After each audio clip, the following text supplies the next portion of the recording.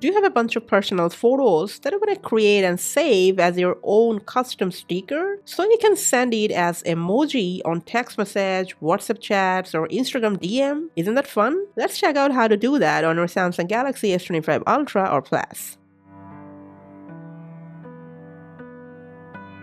So to create a custom sticker, first we're going to open up Gallery where our photos are. Simply select the photo. Press and hold on the subject. After it selects, release it, and you will see the Save as Sticker option. Just tap on it.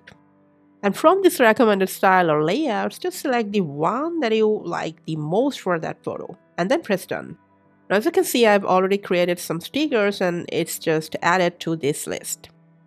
Now, the question is how we can send them through text message, WhatsApp, Insta, or any social media chats as sticker or emoji. So all you're going to do is just on your keyboard, just tap on this smiley and then tap on this AI button. Now, all your created stickers will show up in here. Either tap on them to send or tap on them to select and then tap on the send button. And that's pretty much how you can surprise people with your own custom sticker made from your S25.